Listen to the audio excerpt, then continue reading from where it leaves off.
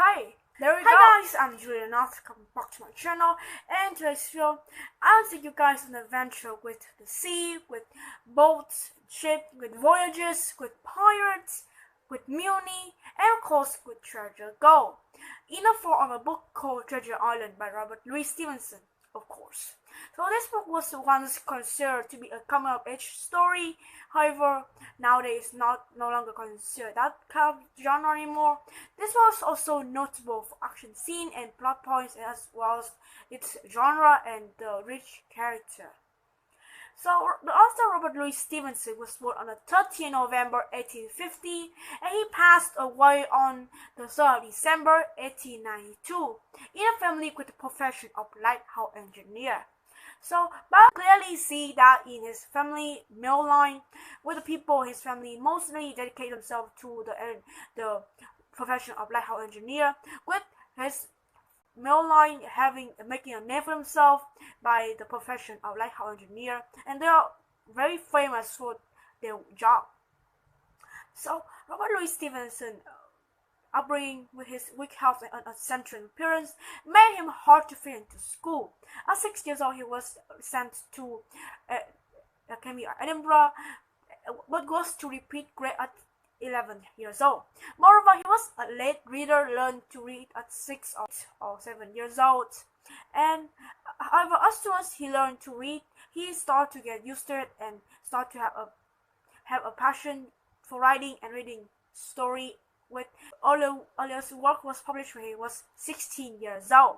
And then in 1857 he was enrolled in Mr. Harrison's school in India Street, but was to only stay there for a couple of weeks before he left.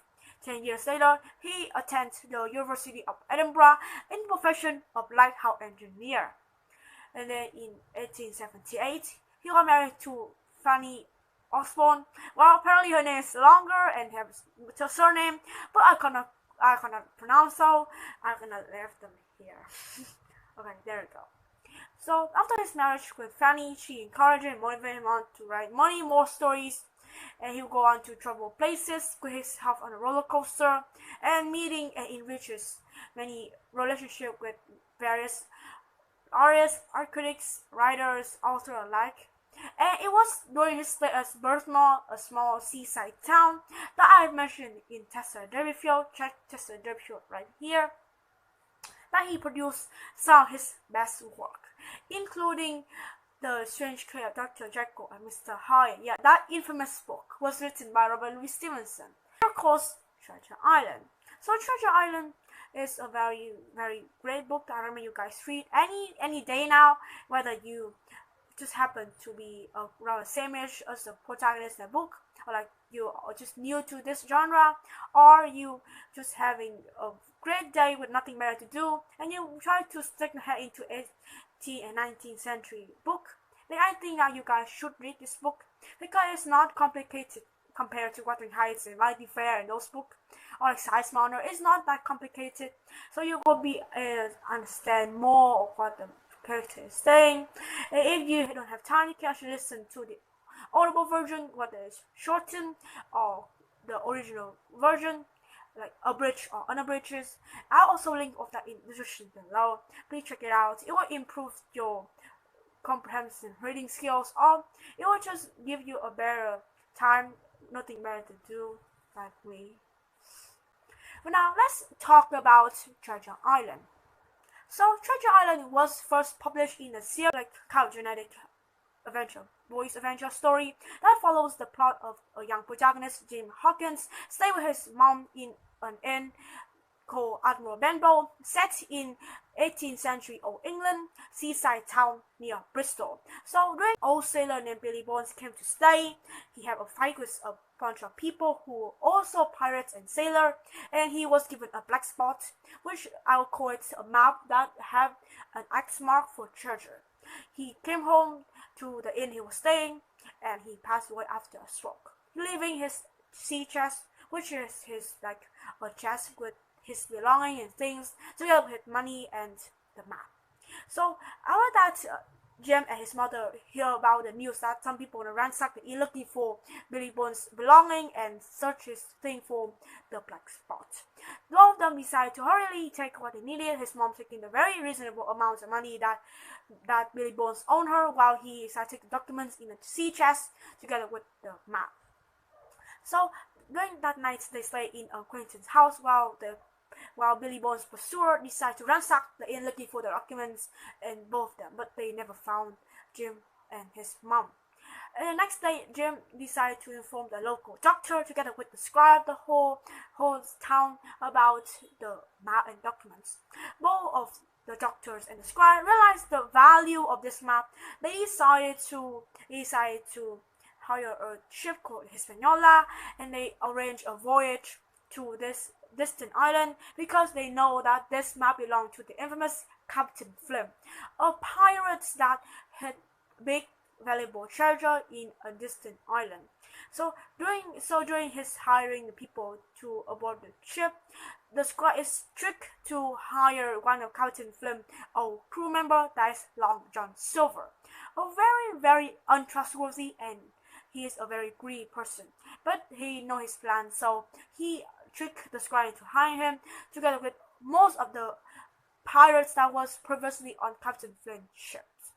So during the voyage to the island, Jim Hawkins realized that these guys are actually trying to plan mutiny, take over the ship, go to the treasure, and go on another adventure to get more treasure and made the people on the ship prisoners. The captain also had a hint of this, and when Jim Hawkins told the captain about this whole thing of these men planning on a mutiny during that night, the captain decided to devise a plan. When they reached a shore on the island, the captain decided to let all of these men on the island first, with Jim sneaking in a boat to see what they're doing, and Jim witnessing a murder by Long John Silver, killing Alan, a very loyal crew member to a ship who doesn't want to join in the mutiny, and he was killed for it. Afraid and frightened, Jim decided to run around the island looking for a place high, while the captain's crew and his men decided to take shelter in a small house that was built on the island by the pirates that came before, aka the Captain Flynn's men. So during that time, Jim Hawkins switched from places between the captain's shelter home and then the pirates, and there are many also incidents of the two places nearly have a fight broke out, and there are many incidents that the captain and Long Silver interact with each other, but that never led to result into an actual fight, and only was actually killed. And there's also a part where Jim sailed the ship away and then sailed back for a couple of reasons, and when the book fight reached its climax, that the fighting broke out, Long John Silver finally accepted, and he decided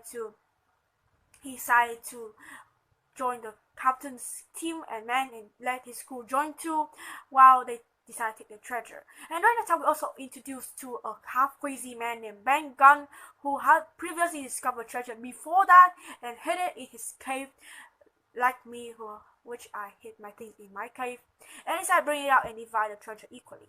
All of them happily bring the treasure home, forgot all about the incidents of them having two teams on both sides, or almost break down the fights. Both of the sides, like the Long John Silver and the captain, I just forgot about that and just bring the treasure home. During the voyage back home, Long John Silver take a very large amount of treasure and leave, but only stop him because they don't want to cause more trouble. They just want to bring the prize home safely and soundly without any more such arguments and such fights breaking out.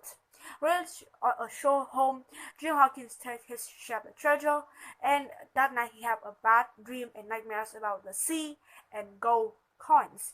Yeah, that sea and gold coins, a perfect combination between green, blue, and gold, orange. Because when it's good, okay. So that's just my summary of the whole story. Of course, I actually left out parts of the story I want you guys to read, because this story is not very complicated, not in volumes, because this story is like a very short one. And if you like compare it to like Vanity Fair and oh my gosh, Vanity Fair, like Size Moner, or you compare to pioneering producers. This story is like a whole different genre, so it can't be compared in a way. When you compare the length of it, then I would probably say I prefer this book. So reading it take me a lifetime, but reading this book is more for pastime. You can listen to it, skip out unnecessary moment, and listen to the main plot points to find out more detail. And now let's jump straight to the character, which I just go over the main one, and the people that who are necessary or like not that should be mentionable, I just gotta left them out of the story. Okay, so now let's continue. So like I mentioned before, let's talk about the character. I have Jim Hawkins, the first one, together with his mother. I think I should probably mention both these characters together because both of them make a great combination of mother and son. His mother is a kind, reasonable woman who is not blinded with grief and money and the idea of taking advantages of some dead person property. And her son is an intelligent very youngster. So the beginning of the novels, Jim Hawkins have a greed and a passion to chase and hunt this treasure. Who wants? That's gold, that's money. Like who wants? Especially when it's some hidden thing you cannot find it, like a puzzle. You have to go on these voyages. It's quite exciting for a young boy, like a young man. But when he came home, he bring out the finest treasure of all, maturity and independence. And during his voyage, he had faced with many various circumstances, and he had made the right decision in the end. And he came home safe and sound, and is the main prospect of all, bring home maturity, independence, and the gift of grows up. So the second, I'll talk about Billy Bones. Personally, I think Billy Bones is a very reasonable old sailor. I'll not regard his past due to, or have you already know the ending, so what's the point of continue reading the ending, but just to read the detail of the middle and the background of more character. So I'll talk about the scribe and the doctor. Both of them represent very trustworthy kind of person. They're like gullible people who trust who is really trusting in other people, which led to the scribe being tricked to hire Long John Silver. Second, I want to look at the captain of the ship, the Hispaniola, because the captain of the ship is really intelligent. He have a great instinct of people he interact with, and he knows that Long John Silver is a kind man. Although Long John Silver acts as if he is kind, he treats other people very well, but the captain knows that there's something odd about this guy, so he is always in a lookout. And I want to mention Long John Silver. This guy is really intelligent because he tricked the whole people to believe that he is just a cook for the ship, but in the end we learn he's a pirate, and he was a very infamous pirate in Captain Flint's time. And now that's all for my character discussion. I don't want to go too deep into each character because this book have many characters who plays part role here and there, here and there, here and there. And if you want to know about them more, then read the book. I'll be linking in the description below. And now let's talk about the main. Now let's talk about the main theme of the book. I mentioned before the theme of treasure. In the book, our main protagonist actually in the center of the book. He is always in presence of many events, especially taking place in the book. The first thing is the discovering of the map which hidden prosperous red treasure. We look at that site. Jim Hawkins is very excited. He is very excited to hunt his treasure. The prospect of getting money and gold really intrigued him, and it showed his desire for greed, for yearning for a hunt and a chase for something he wanted. But in the book, we learn that the main treasure is not like half a share of a prize or anything. It's more like the presence and the gift of grows up, maturity, various circumstances as to grow as a person. And that's very important because at the end of novels, Jim had nightmares of the sea and gold, which was then impulsive actions and greediness.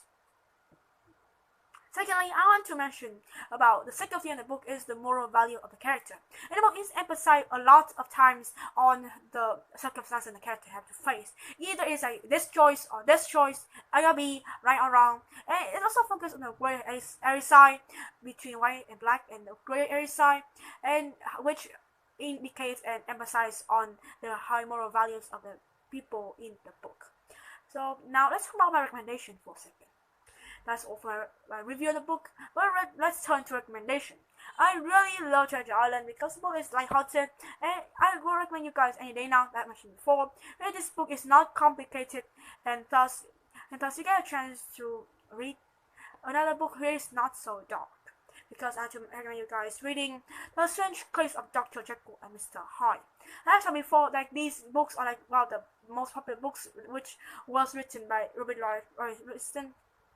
I mentioned before, these were like one of the most popular books written by Robert Louis Stevenson, and I would say I recommend you guys reading The Strange Case of Dr. Jekyll and Mr. Hyde because the book twists and turns your minds around. This book is very interesting because it gives you the idea of the possibility of metamorphosicals. You have metamorphosis, like the main character of Franz Kafka transformed into a bug accidentally for no reason whatsoever, no explanation. Check the book out right here.